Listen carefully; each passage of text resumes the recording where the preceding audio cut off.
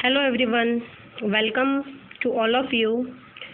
First of all, I would like to tell you that those people who are new on this channel, please subscribe to my YouTube channel Gunjan Sharma Biology Foundation. Today's video related with reproductive health, which is fourth chapter of 12th class biology. Hope you like the video, and after watching the video, please write your feedback in comment section. So let's start today's video.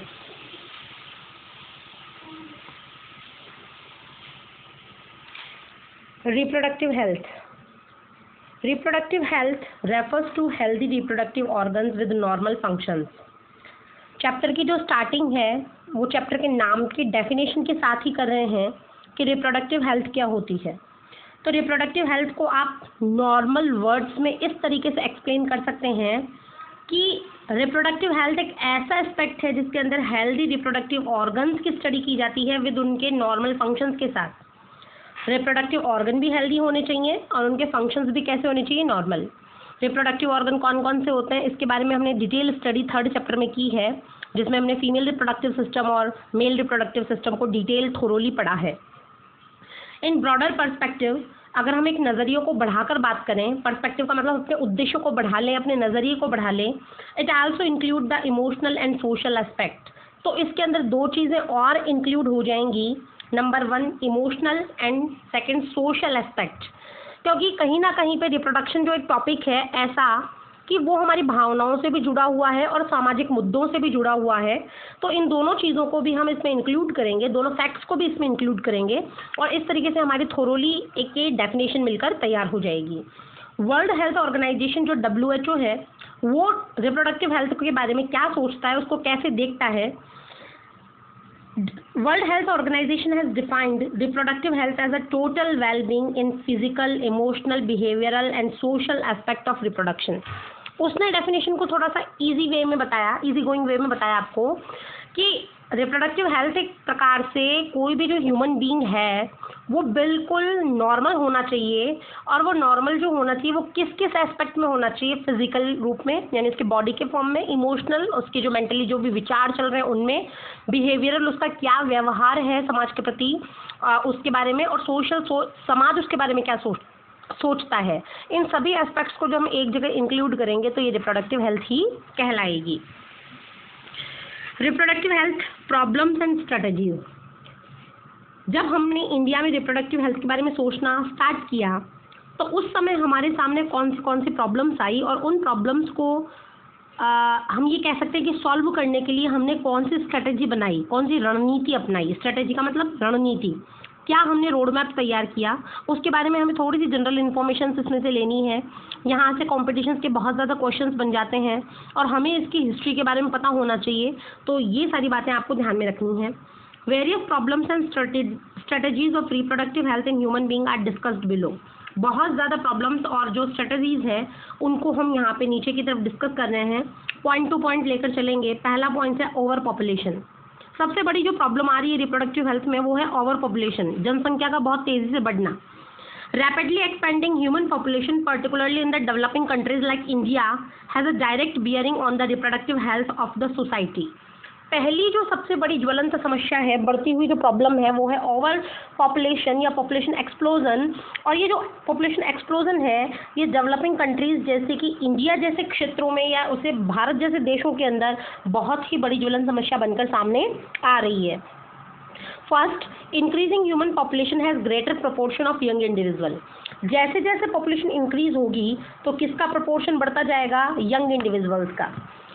Who determine size, health and prosperity of the future population। और ये young जो होते हैं, ये नौजवान जो होते हैं, ये नौजवान ही आगे जाकर निश्चित करते हैं कि किसी भी भविष्य में पॉपुलेशन की साइज़ क्या होगी, उसकी हेल्थ क्या होगी और उसकी प्रॉस्पेरिटी यानी उसकी समृद्धता, उस देश के अंदर प्राकृतिक जो संसाधन है, भौतिक जो संसाधन है वो कैसे होंगे। Health and education of these young individuals as well as age of marriage and childbearing capacity of women are some crucial concern for the overall reproductive health of the human population। कुछ आगे जाके और problems हैं।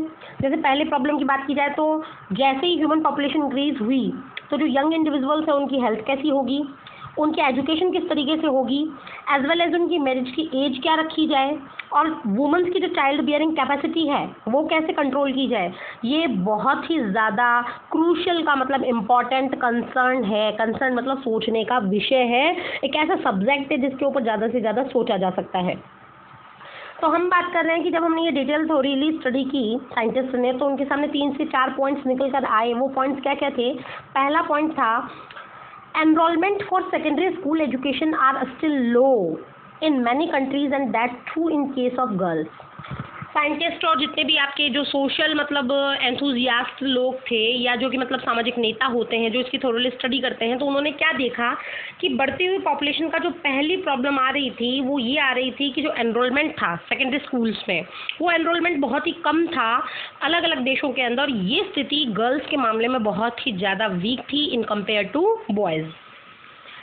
Second जो point उन्होंने देखा, second जो चीज़ उनके सामने आई, सेकंड जो रिजल्ट उनके सामने निकल कर आया वो ये था complications of pregnancies, child birth and ultimately abortions are major reason of female death between 15 and 19 year of ages. तो उस समय की स्टडीज़ ये रिवील करती है कि जो फीमेल्स थी उनकी डेथ जनरली 15 to 19 ईयर में हो रही थी मैक्सिमम। तो ऐसा क्यों हो रहा था, उसके पीछे कौन से कारण छुपे हुए थे? तो जब छुपे हुए कारणों के बारे में चर्चा की गई तो कारण क्या निकल कर आया कि पहला कारण आया कॉम्प्लिकेशंस ऑफ प्रेगनेंसी। उनकी प्रेगनेंसी में बहुत ज़्यादा कॉम्प्लिकेशंस आ रही थी, जटिलताएँ आ रही थी। चाइल्ड बर्थ भी एक मेजर कारण था। अल्टीमेटली अबॉर्शन, बीच में ही जो प्रेगनेंसी थी वो 9 मंथ की नहीं चल पा रही थी, बीच में ही मिसकंसेप्शन हो रहे थे और अबॉर्ट हो रहा था उनका, जो भी मतलब फुल टर्म फीटस नहीं बन पा रहा था। और इसी कारण से फीमेल की जो डेथ थी, गर्ल्स की जो डेथ थी वो 15 से लेके वो 19 ईयर में हो रही थी। This incidence of infection of sexual transmitted diseases is maximum in young individual of 15 to 24 years of age. Third जो उनके सामने स्टडी के सामने जो रिवील हुआ, जो मतलब एक पॉइंट था, वो पॉइंट ये था कि जो सेक्सुअल ट्रांसमिटेड डिजीज़ है, एसटीडीज़ हैं, वो जनरली 15 to 24 जो एज ग्रुप है उनके अंदर ज़्यादा देखने में मिल रहा था। Keeping in view the above concern, इन तीनों पॉइंट्स को व्यूज़ में रखते हुए, ध्यान में रखते हुए, government of India initiated number of programmes to time. Government of India ने क्या किया, इन तीनों चीज़ों को देखा, ध्यान में रखा और टाइम टू टाइम अपने रोड मैप तैयार किए, एक्शन प्लान्स इनिशिएटेड किए, प्रोग्राम्स इनिशिएटेड किए। और in fact India was the first country in the world to initiate action plans. और हम कहें तो ये कहना कोई गलत नहीं होगा कि पूरे के पूरे वर्ल्ड के अंदर इंडिया एक ऐसा पहला कंट्री बना जिन्होंने अपने एक्शन प्लान्स को इनिशिएट किया नेशनल लेवल के ऊपर to attain total reproductive health, और लागू ही नहीं किया बल्कि राष्ट्रीय स्तर के ऊपर रिप्रोडक्टिव हेल्थ का जो एक प्रोग्राम था, जो उनका एक रोड मैप था, गोल था, ऑब्जेक्टिव था, उनको उन्होंने प्राप्त भी किया। Family planning was one such programme initiated in 1951। Most important question objective question में 1 नंबर का पूछा जाएगा कि फैमिली प्लानिंग जो प्रोग्राम है वो कौन से ईयर में लॉन्च की गई थी? तो ये की गई थी 1951 में। And was subsequently assessed periodically over the time pass decade, और टाइम टू टाइम इसको असेस किया जा रहा था, इसको मॉनिटर किया जा रहा था, ऐसा कई सालों से होता आ रहा है। सेकंड पॉइंट की बात करें कि सेकंड प्रॉब्लम क्या थी, awareness about reproduction related aspect, awareness फैलाना, सोसाइटी के अंदर जागरूकता फैलाना। These are popularly termed as reproductive and child health care programme. और ये जो अवेयरनेस फैलाई गई वो कौन से प्रोग्राम के तहत फैलाई गई? वो फैलाई गई थी reproductive and child health care programme. यहाँ पर 1 मार्क्स में इसकी फुल फॉर्म पूछी जाती है, what do you mean by RCH programme? तो RCH programme deals with reproductive and child health care programmes. RCH programmes have the 2 major aims and objective. यहाँ से मेजर सब्जेक्टिव क्वेश्चन बनता है 2 मार्क्स का कि RCH प्रोग्राम के 2 major initiative, objective और AIIMS क्या थे। तो इसको हमने पॉइंट्स के फॉर्म में आपके सामने रखा है। पहला पॉइंट है creating awareness among the people about the various reproduction related aspects. Reproduction से रिलेटेड जितनी भी चीज़ें हैं उनको खोल कर लोगों के सामने रखना, ये इसका पहला ऑब्जेक्टिव था। सेकेंड ऑब्जेक्टिव था providing facilities and support for building up a reproductive healthy society. अगर हमें एक सोसाइटी बनानी है, वो भी हमें हेल्दी सोसाइटी बनानी है और पर्टिकुलर रिप्रोडक्शन के रेफरेंस में बनानी है, तो हमें उनको वो चीज़ें अवेलेबल करवानी पड़ेंगी, फैसिलिटीज़ देनी पड़ेंगी, उनको सपोर्ट देना पड़ेगा। तो ये फैसिलिटी और सपोर्ट देना भी इनका सेकेंड जो था वो एम या ऑब्जेक्टिव था। थर्ड जो चीज़ है वो है सेक्स एजुकेशन। तो सेक्स एजुकेशन का टॉपिक क्या कहता है कि introduction of sex education in schools is another step to disseminate, कि स्कूल के लेवल पे ही हमें किसको लॉन्च करना है, सेक्स एजुकेशन को लॉन्च करना है, ताकि right information to the young minds about the reproductive organ, accessory organ of reproduction, secondary sexual character, adolescence and related changes, safe and hygienic sexual practices, sexual transmitted disease etcetera, ताकि school level पे ही हम कहते हैं कि adolescence या Adol जो होते हैं, एडोलसेंस जो बच्चे होते हैं, वो एडोलसेंट बच्चे कहाँ आते हैं, वो स्कूल लेवल पर आते हैं। और हम सेक्स एजुकेशन को स्कूल लेवल पे लॉन्च करेंगे तो बच्चों के माइंड में हम प्रॉपर पर्सपेक्टिव डाल पाएंगे, प्रॉपर गुड उनके अंदर हम नॉलेज डाल पाएंगे, किन किन के बारे में कि जो जानकारियाँ दे पाएंगे हम, रिप्रोडक्टिव ऑर्गन है, एक्सेसरी रिप्रोडक्टिव ऑर्गन है, सेकेंडरी सेक्शुअल कैरेक्टर्स क्या क्या हैं, एडोलसेंस में कौन सी चीज़ें बदल जाती हैं, बॉडी के अंदर क्या क्या चेंजेस आते हैं, और सेफ और हाइजेनिक सेक्सुअल प्रैक्टिसेस कैसे की जाए या फिर एसटीडीज के द्वारा कैसे बचा जाए, इनके बारे में जागरूकता फैलाना इसका मेन जो प्राइम गोल था। This knowledge will save them from myths and misconceptions. Myths यानी धारणाएं, जितनी भी धारणाएं जो चली आ रही हैं समाज के अंदर, उन धारणाओं से बचाने का काम इस सेक्स एजुकेशन का उद्देश्य था। और मिसकंसेप्शन का मतलब जो भ्रांतियां फैली हुई थी समाज के अंदर, उन भ्रांतियों को भी हटाना इसका मुख्य उद्देश्य था। And also help them to lead a reproductive healthy life later. और बाद में सेक्स एजुकेशन के द्वारा ही कोई भी कपल जो है वो आगे जाके एक सेक्सुअल जो मतलब उनकी लाइफ है वो हेल्दी रिप्रोडक्टिव लाइफ को आगे जाके टॉलरेट कर सकता है, बियर कर सकता है। फोर्थ जो टॉपिक था वो था knowledge about birth control methods and care of mother and child. Imparting knowledge about available birth control method, care of pregnant mother, post natal care of mother and child, importance of breast feeding, equality of the sex etcetera.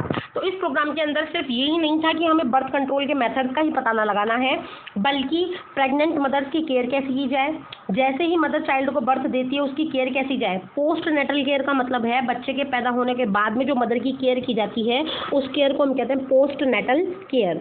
Importance of breast feeding, एक young one के लिए breast feeding कितनी important है, क्योंकि उसको आपने third chapter में पढ़ा कि कोलोस्ट्रम जो मिल्क होता है उसके अंदर मेजर इम्यूनोग्लोबुलिन्स होते हैं जो मदर अपने बच्चे को प्रोवाइड करवाती है। तो हमें मदर्स के अंदर इस प्रोग्राम के थ्रू अवेयरनेस फैलानी थी कि उनके बेबी के लिए वो ब्रेस्ट फीडिंग कितनी इंपॉर्टेंट है। Equality of the sex etcetera, girl और बॉयज़ में कोई डिस्क्रिमिनेशन नहीं है, दोनों इक्वली उनको चांसेस मिलने चाहिए सोसाइटी के अंदर। इस बात को भी फैलाने के लिए पॉइंट यहाँ पर था। To fertile couples and peoples in marriageable age group, और मैरिजेबल जो एज थी जैसे कि उसको बढ़ाया गया, इंक्रीज़ किया गया। फीमेल के केस में ये 18 ईयर और बॉयज़ के मेल्स के उसमें रिलेशन में 21 ईयर की गई। Is another goal of RCH programme, ये भी इस आरसीएच प्रोग्राम का गोल था। सच नॉलेज वुड हेल्प, ये वुड नहीं है, स्पेलिंग मिसप्रिंट है यहाँ पे। Such knowledge would help them to bring up a socially conscious healthy family to desired size. और इस तरीके से इस प्रोग्राम के थ्रू, आरसीएच प्रोग्राम के थ्रू जो हमने फैमिलीज बनाई वो बहुत ही ज़्यादा एजुकेटेड थी इन रिप्रोडक्शन के जो सेंस में बहुत ज़्यादा एजुकेटेड थी, और जितनी डिज़ायरेबल साइज़ थी उसी डिज़ायरेबल साइज़ की थी। फिफ्थ पॉइंट की बात करें तो वो था अवेयरनेस अबाउट सोशल एविल्स। जो भी सोशल एविल्स हैं, समाज के अंदर जो दुष्प्रभाव फैले हुए हैं, भ्रांतियां फैली हुई हैं या समाज के नेगेटिव इफेक्ट्स हैं वो फैले हुए हैं, उनके बारे में अवेयरनेस फैलाना। तो creating awareness about consequences of the uncontrolled population growth. सबसे पहले तो हमें ये बताना ही है कि अगर पॉपुलेशन अनकंट्रोलेबल बढ़ेगी तो उसके क्या क्या परिणाम होंगे, कंसिक्वेंस का मतलब क्या क्या परिणाम होंगे। एंड सोशल एविल्स, जो सामाजिक दुष्प्रभाव हैं उनके बारे में बताना है, जैसे कि सेक्स एब्यूजेज हैं। सेक्स एब्यूजेज का मतलब किसी भी पर्टिकुलर सेक्स के लिए हमें कोई गलत काम करना। सेक्स रिलेटेड क्राइम्स हैं जैसे कि फीमेल्स के प्रति, ये दोनों ही ज़्यादा होते हैं। यूज़ ऑफ ड्रग्स, टोबैको, और ड्रग्स और टोबैको को यूज़ करना, अल्कोहल को यूज़ करना, इन चीज़ों के बारे में वहाँ पर बताया गया। अमंग यंग पीपल, और यंग पीपल्स के बारे में उसमें बताया गया। In particular in another important expect of the RCH programme, ये 2-3 पॉइंट्स थे, ये भी आरसीएच प्रोग्राम के अंतर्गत इंक्लूड किए गए। Few programmes undertaken by the government in this connection include, कुछ प्रोग्राम्स जो इसमें इंक्लूड किए गए वो प्रोग्राम्स थे मासिव चाइल्ड इम्यूनाइजेशन। इसके अंदर बहुत बड़े लेवल पे बच्चों में इम्यूनाइजेशन की प्रोसेस की गई, वैक्सीनेशन का कार्यक्रम चलाया गया। Statutory based on amniocentesis to legally check increasing female foeticide. Amniocentesis जो एक टेक्निक होती है जिसके द्वारा वुम्ब में, यूट्रस में बेबी बॉय है या बेबी गर्ल है, इसके सेक्स का पता लगाया जाता है। तो इस टेक्निक के ऊपर बहुत ही ज़्यादा बड़े तरीके पे, लार्ज स्केल पे बैन लगाया गया, ताकि फीमेल फिटिसाइड यानी कि जो मतलब फीमेल बेबी गर्ल है उसके उसकी डेथ को रोका जा सके। थर्ड जो इसका टॉपिक था वो था मैटरनिटी एंड चाइल्ड हेल्थ, माँ का और जो बच्चों की हेल्थ है उसका ध्यान रखना। और फोर्थ इसका टॉपिक था फैमिली प्लानिंग। तो ये भी इसके अंदर प्रोग्राम्स इंक्लूड किए गए। India has been divided into 5000 community development blocks. India को 5000 से ज़्यादा कम्युनिटी डेवलपमेंट ब्लॉक्स में डिवाइड किया गया। ऐसा कब कर लिया गया था? अप्रैल 1 1958 में। Each block has primary health centre. Her block के अंदर PHC थे और 3 उसके नीचे सब सेंटर्स थे और वो क्या कर रहे थे? बेसिक हेल्थ केयर प्रोवाइड कर रहे थे। तो इस तरीके से कुछ जनरल हिस्ट्री थी जिसके बारे में हमने यहाँ पर बात की। और मुझे जहाँ तक लगता है कि अगर आपको ये वीडियो पसंद आया तो इस वीडियो को आप ज़्यादा से ज़्यादा लाइक और शेयर करें ताकि वीडियो का ज़्यादा से ज़्यादा बेनिफिट सभी लोगों को मिल सके। और आपके जो भी फीडबैक है, जो भी आप फीडबैक देना चाहते हैं उसको कमेंट सेक्शन में लिखकर मुझे ज़रूर बताएं। और इसी के साथ नेक्स्ट जो टॉपिक की बातें होगी वो नेक्स्ट क्लास में होगी। Thanks, have a nice day.